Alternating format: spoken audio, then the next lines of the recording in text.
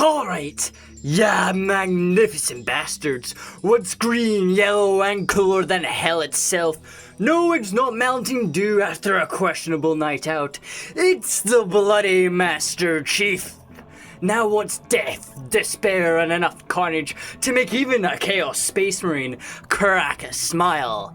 If you said a 1945 Cadillac, you technically be right, but today we're talking about the absolute nightmare that is the Warhammer 40k galaxy. That's right, lads, today we're throwing Halo into the grim darkness of the far, far future. Do you want to see a grunt square up against a Space Marine? The UNSC take on the endless madness of 40k? Well then, let's bloody dive in. First things first, lads. Let's talk about Halo. You've never heard of Halo before? Congratulations. You've somehow avoided 20 years of nerds arguing about whether or not Master Chief could beat everyone in a fight. So welcome to the 26th century, where humanity has space travel, advanced AI, and somehow still finds a new way to get absolutely battered. The main human faction is the UNSC. Basically, Space America with better rifles and worse paperwork. Their greatest weapon is the Spartan program, creating genetically engineered super soldiers in green armour who treat bullets like a minor inconvenience. The most famous among these is the Master Chief, the walking military problem who simply refuses to die and is canonically lucky. But humanity isn't alone. The Covenant are a massive alien empire built around religion, conquest, and the belief that humanity is a problem that needs to be deleted. Fair enough. With plasma weapons, energy swords, and planet-destroying ships, they're not exactly the most friendly of neighbors. Then there is the Flood, an ancient parasite that doesn't conquer world, it heats them. It turns entire civilizations into one giant biological nightmare and has enough intelligence to make zombies a genuinely terrifying. Finally, there are the Forerunners, the ancient civilization so advanced they built the Halo rings, giant weapons designed to wipe out all life in the galaxy to stop the Flood. So while Halo isn't quite the endless nightmare of 40k, it is still full of aliens, war, ancient technology, and enough destruction to make it the perfect place to throw into the grim darkness of the far future. Now lads, onto 40k. Explaining 40k quickly, basically, it's mostly impossible, but here I go. Imagine a galaxy where everyone is angry, everything is on fire, and the solution to basically every problem is more guns. The Imperium of man is a massive empire, built on war, religion, bureaucracy, and cocaine. Their leader is the Emperor, a 10,000-year-old corpse sitting on a golden throne because apparently nobody wants to suggest retirement. Then you've got the Orcs, violent mushroom warriors who believe reality works because they say it does. The Tyranids are just giant bugs who want to eat everything. The Necrons are ancient robots who refuse to stay dead. And before all of that, you've got aliens, demons, gods, super soldiers, bigger super soldiers, and people with way too many spikes. Space travel literally involves tiptoeing over hell. Every faction is committing war crimes before breakfast, and somehow, millions of us spend stupid amounts of money on tiny little plastic soldiers and call it a great investment. So there you have it, lads. That is basically everything you need to know. Now for this video I'm doing something a little bit different. Usually I do a massive lore breakdown, but not in this video. No, this video is different. This video is smarter. We're doing a complete breakdown, like the title suggests. I will be covering the ground forces, the tanks and the aircraft, and the space forces, along with then going into more in-depth logistics and a few other things. For the best comparison, this channel can possibly muster, and as accurate as you've come to know from Killer Studios.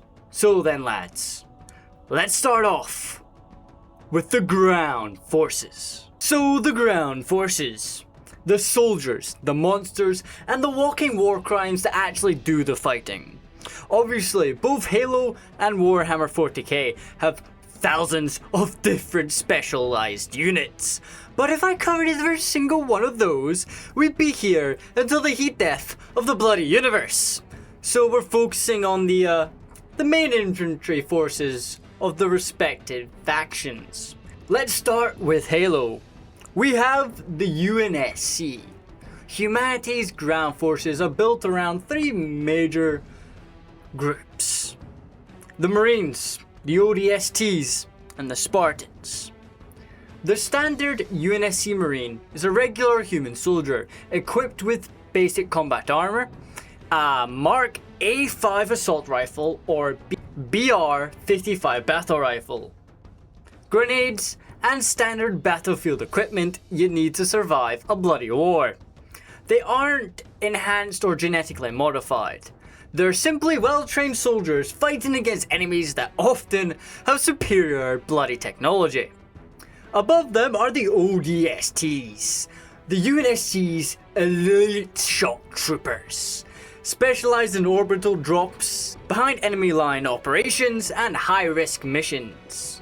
They are some of the best non-augmented soldiers humanity in Halo has. Then there are the Spartans, equipped with Millennium-powered armor. Spartans are heavily augmented super soldiers with enhanced strength, speed, reaction time, and energy shields, and advanced combat systems. A single Spartan can operate at a level far beyond our normal human, making them one of the greatest weapons the UNSC has. Now, let's move on to the Covenant. The Covenant are far more complicated because the military is made up of multiple alien species, each one filling a different role, aside from the UNSC where it's just one human doing different shit. No, aliens are fucking mental. Let's start off with the young guy, or the Grunts, forming the majority of the Covenant infantry. They're numerous, they're cheap, and they're usually the first wave of attacks. I mean, come on, they're literally called the fucking Grunts. What did you think they were going to do? Now on to the Kigiyar, or the Jackals. Specializing in scouting, fucking sniping, don't worry, they're gonna snipe your ass, and defending positions using their energy shield. Now to the Yang Mi, or the drones, which are those little bug flying things in Halo 3 and Halo 3 ODST. They provide, like I said, airborne support and engineering abilities. Don't ask me how, but they can't do that. Then there is the Sangheili, or the Elites. They were historically the Covenant's main warrior caste. They are strong, they are fast, and they are more disciplined than most of the Covenant species, equipped with energy shields, plasma weapons, and deadly melee weapons like the energy sword. Now the Jarahanye, or the Brutes, later replaced the Elites as the Covenant's primary military force after the Schism. Essentially, the Covenant had a little lovers' dispute and split apart. They have greater physical strength and a more aggressive fighting style to them.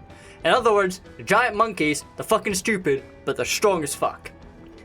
Then we have the Megolo, or better known as the Hunters.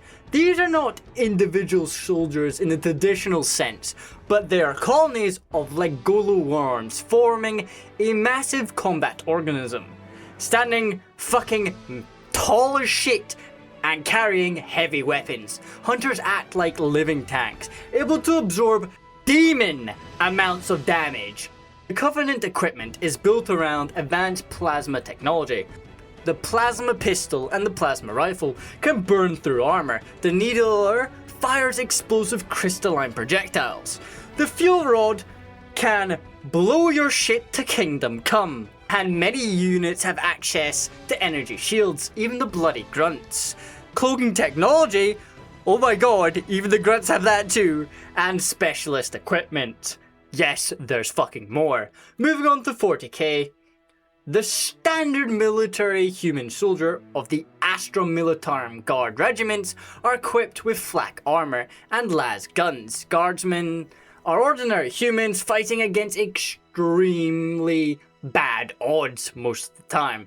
Their training and even equipment can vary substantially depending on planet, regiment or area. Genuinely, it's a fucking coin toss whether or not they'll get good armor, shit armor, or the hottest thing since fucking Gucci.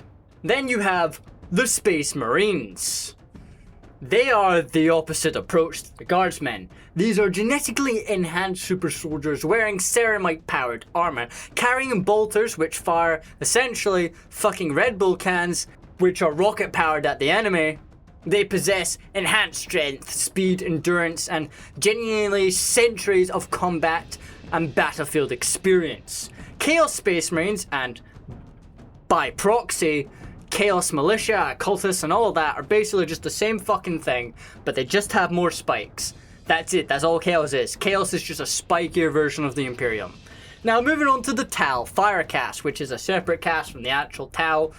They have their own fucking shit, but for the sake of this video, the Tau Firecast rely on discipline and advanced technology, using pulse rifles, which fucking suck to fight against in the 40k game.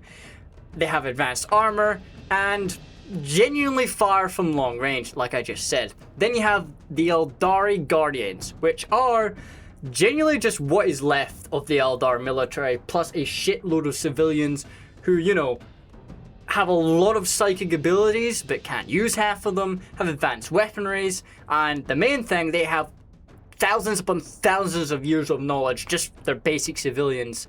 And this is mainly how they deal damage. Now moving on to the Necron Warriors. This is an ancient machine soldier army with Gauss weaponry that destroys a target at the molecular level. They have living metal bodies that can repair themselves through reanimation protocols, making them extremely difficult to destroy. Then you have the Tyranids. They are a completely different type of threat. Their basic infantry is the Grunt or the Gaunt, however you fucking want to say it.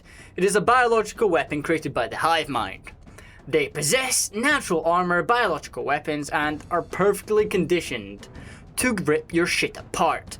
They are literally built to kill you. That's their whole fucking job. Then we have the Leagues of Votann, or the Kin. They're highly trained dwarf soldiers, essentially. Picture a dwarf from Lord of the Rings, and that's basically what the Leagues of Votann are, just with techno weaponry. And that's basically it. And finally, the Orcs. An Orc boy requires no formal training because they already have combat knowledge built into them. It's a biological system. They're typically armed with choppers, sluggers, and basically the most crude but somehow efficient weaponry to ever fucking exist. And all they live to do is to find someone bigger and stronger to fight. So now that you've heard that fucking extensive list of me rambling on, let's answer an important question. If we take the standard warrior from each faction, remove commanders and reinforcements, and pop them all into a straight 1v1, who actually walks away alive? Starting with the humble UNSC Marine versus the Imperial Guardsman. This is actually, surprisingly, an extremely close fight. The Guardsman has better weapons, on paper, with the las gun, but Imperial equipment has one major weakness. Sometimes the machine spirit decides it wants a day off. A las gun is powerful but still requires more maintenance than a regular weapon, rituals, and occasionally sometimes whispering nice things to the bloody thing. The UNSC Marine has slightly less advanced gear, but more consistent technology, better coordination, and much more standardized training. So in a straight up fight, the UNSC Marine takes this one. Now, the Covenant Grunt versus a Guardsman is where things get a little funny. Everyone thinks of grunts as useless cannon fodder, but a single grunt is still a 6-foot tall alien wearing armour, carrying plasma weaponry, and capable of surviving multiple hits. I've even seen grunts survive grenades and walk it the fuck off. Their methane tanks are a hilarious weakness, but unless a guardsman gets lucky, the grunt's surprising armour and plasma weaponry give it the win. Hale takes another point. Now we get into the big boys, the Spartans versus the Space Marines. This is probably the closest fight in the entire comparison. Now I'm going to be using the Spartan 2s because they're fucking awesome. With advanced strength, speed, and Millennium armor, energy shields, and years of elite combat experience, they can absolutely kill a Space Marine. However, an Astartes is a genetically engineered warrior built for one purpose: killing things that are already frickin' terrifying. They have centuries upon centuries of battle experience, incredible durable power armor, and bodies that are basically weapons. The Space Marine has the edge on this one. The same goes for the Covenant elites and their brutes. They are some of Halo's most deadliest warriors, but against the Space Marine, they're fighting something designed specifically to be an ultimate soldier. They put up a hell of a fight, but the Astartes wins. The Astra Militarum is a strange one, because the guard is not designed around individual warriors. A guardsman is dangerous, but their true power is numbers. Against UNSC Marines and lighter infantry, they can compete, but against Spartans, elites, brutes, and other elite units, they genuinely struggle.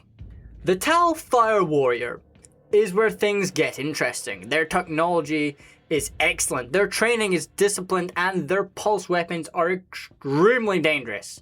They can beat a standard UNSC Marine, a grunt, but against Spartans and elites, they fall short. Against Jackals is where it becomes a proper ranged battle, and the Tal can indeed hold their own in this one. The Eldari are more dangerous than their appearance suggests. Even a basic Guardian has incredible reflexes and advanced technology. They can defeat normal humans and UNSC Marines, compete with Spartans, and have the speed and skill to deal with lighter Covenant forces. Their problem is the truly heavy hitters like the Lagolu, the Hunters. The Tyranids are terrifying as an army, but one-on-one fights, they're not very good.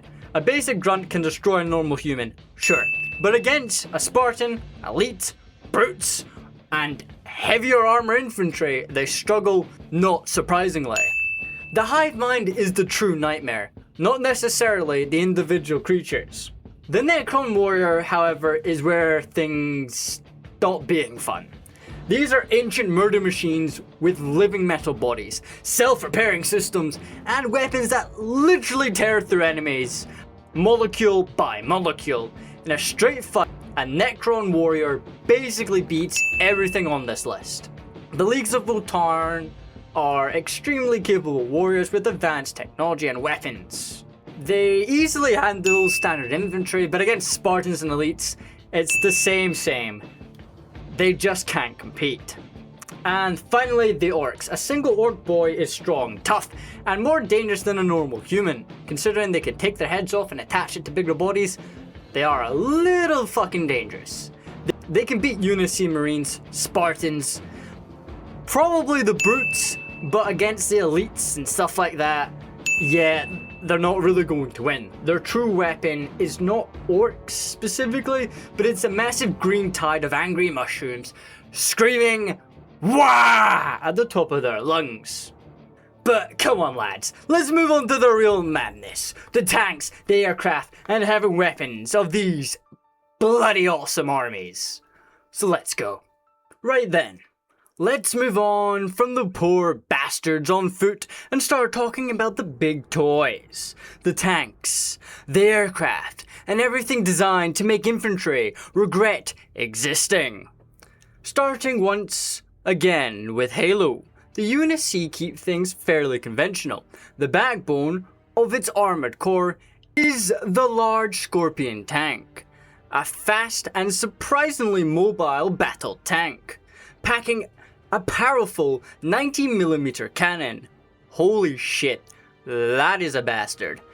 If that isn't enough, the Grizzly takes the same idea and adds another bloody cannon, because apparently one wasn't enough.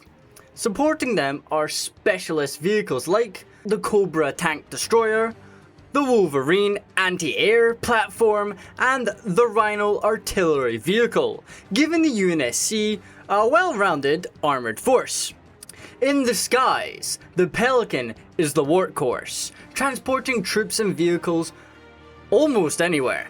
The Hornet and the Falcon provide close air support, while longsword interceptors and short swords bombers dominate large aerial engagements. The Covenant, unsurprisingly, do things a little different. The Wraith acts both as a main battle tank and as a plasma mortar, while the faster Revenant fills a lighter assault role.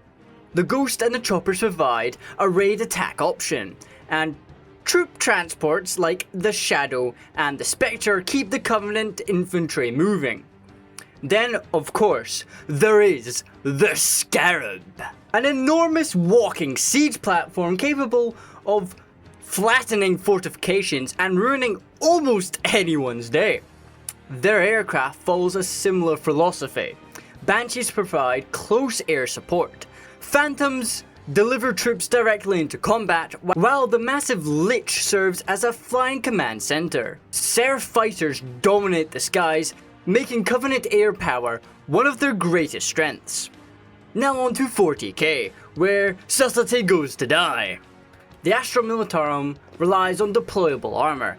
The Leman Russ forms the backbone of the Imperial tank divisions, supported by the Chimera transport, the Basilisk artillery, the Hydra anti-air tanks, and if subtlety becomes practically unpleasant, the Baneblade, a vehicle that looks less like a tank and more like someone strapped a fortress with a set of tank treads.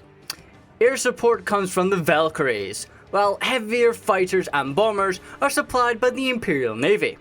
Space Marines favor fewer but far more deadlier vehicles. The Rhino and the Razorback transport squads, the Predator and Vindicators provide heavy firepower, while the legendary Land Raider combines transport, armor, and enough guns to solve basically any problem.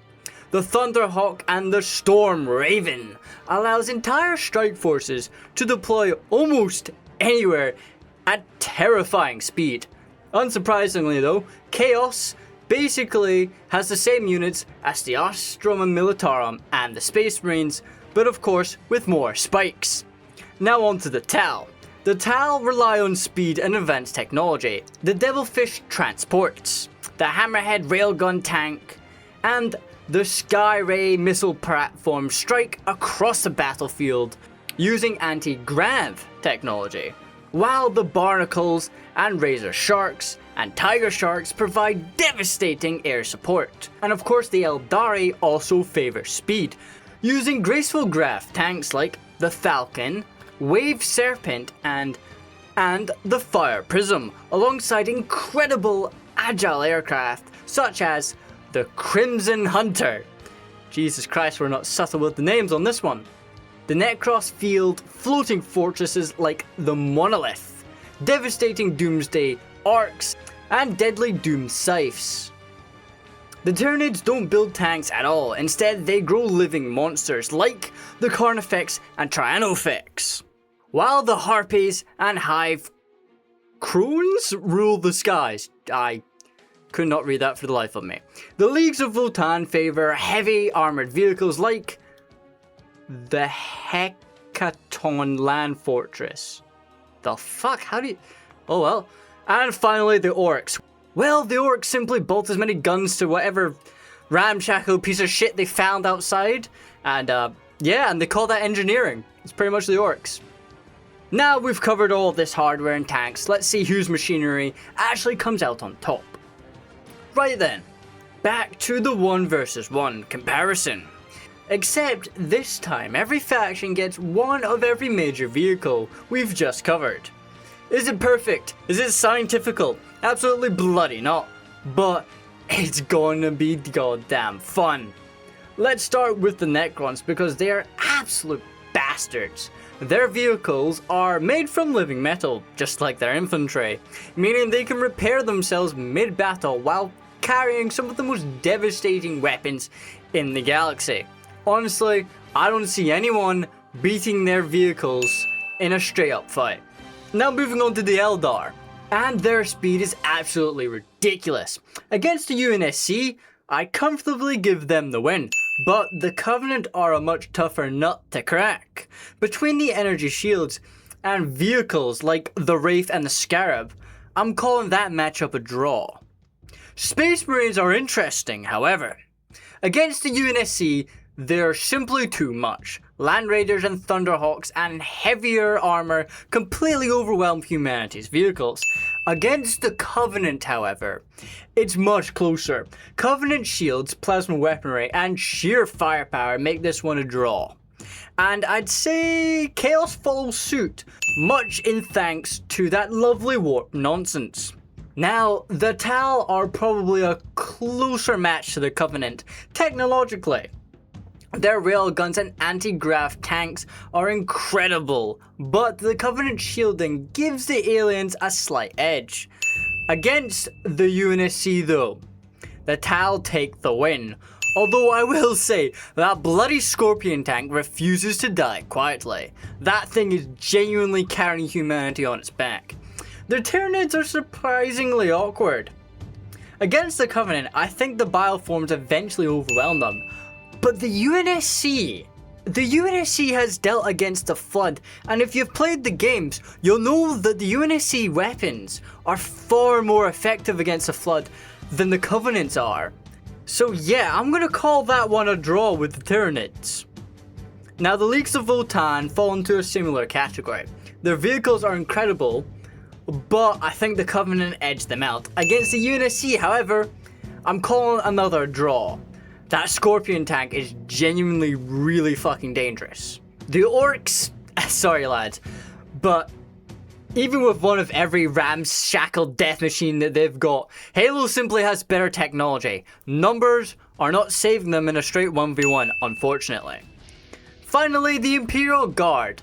The Baneblade alone is an absolute freaking monster, and I'm giving the Guard the victory over the UNSC. Against the Covenant though, it's far closer, but in the end, I think Covenant shielding, plasma weaponry, and just the fact with the overwhelming air support, I'm just gonna have to give the Covenant the win on this one. So that is my verdict on the ground war. But now we're moving on to the real deciding factor, space combat, and trust me, this is where I get a lot more controversial. Right then. Let's leave the ground behind and move on to what would probably be the deciding factor of this entire war. Space combat. And much like before, I'm not covering every fucking ship. Every faction has enough classes to make an Imperial tax report look simple. So we're sticking to the main ones, sort of. Starting with Halo, the UNSC fields a fairly conventional navy built around frigates, destroyers, cruisers and carriers. Ships like the Paris and the Charagon class. Frigates escort the fleet, while Marathons and Autumn class cruisers form the backbone of the major engagements. Larger vessels like the Epoch, Punic, and of course, the UNSC Infinity act as flagships of the fleet. Humanity's greatest advantage though is the Mach cannon, capable of firing massive projectiles at insane speeds, punching straight through shields, enemy hulls, and basically anything that is unfortunate enough to be in front of it. The Covenant Navy follows a different philosophy as per goddamn usual. They just have to be different. CCS battle cruisers form the core of the fleet, backed by massive assault carriers and colossal CSO super carriers. A vessel apparently stretching almost 30 kilometers in length. I don't know if that's big or not, I will let you know on screen. Covenant ships combine plasma weaponry, energy shields, and devastating glassing beams, making them some of the most deadly warships in sci-fi, more or less. The Imperial, meanwhile, simply builds ships until they resemble flying theaters of war. The Imperial Navy and Space Marines operate everything from Sword-class frigates and Lunar-class carriers to Mars-patterned battleship carriers. Jesus Christ, that's a mouthful.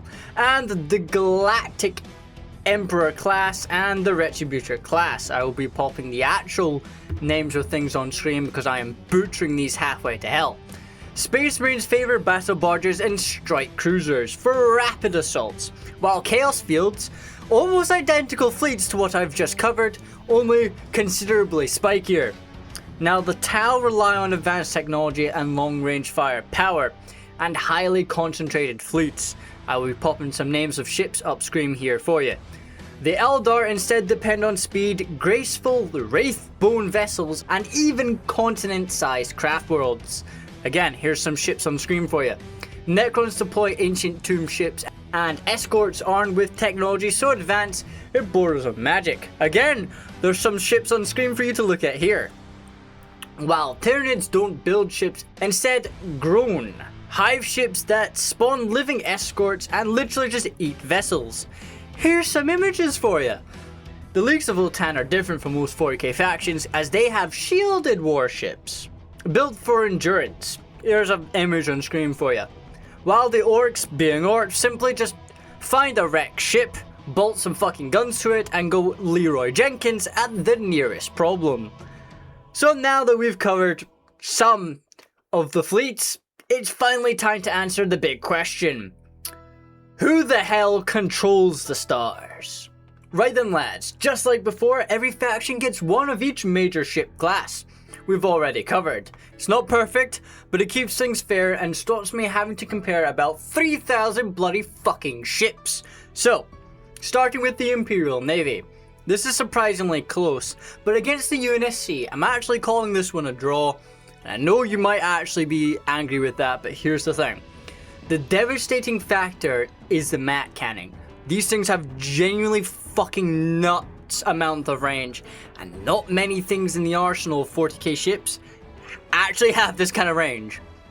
Here's the fucking range on screen, by the way. These things are devastating. I genuinely believe they could punch through void shields, and by the time they've done that, the rest of the hull is fucked. Now against the Covenant, however, I'm giving the win to the Covenant as well. Again, their shielding technology and the fact that most of their ships are actually about the same size as 40k ships, more or less. And the fact that plasma, you know, was plasma like the most powerful thing in 40k, yeah, the Imperial Navy is just not having a good time. Space Marines fare even worse. Their fleets are designed for planetary assaults rather than full-scale naval warfare. So both the UNSC and the Covenant take this one comfortably. Chaos, however, is a bit of a different story. Warp corruption, demonic nonsense, and genuinely refusing to obey the laws of physics occasionally make them far harder to judge. So I'm just kind of calling this a draw.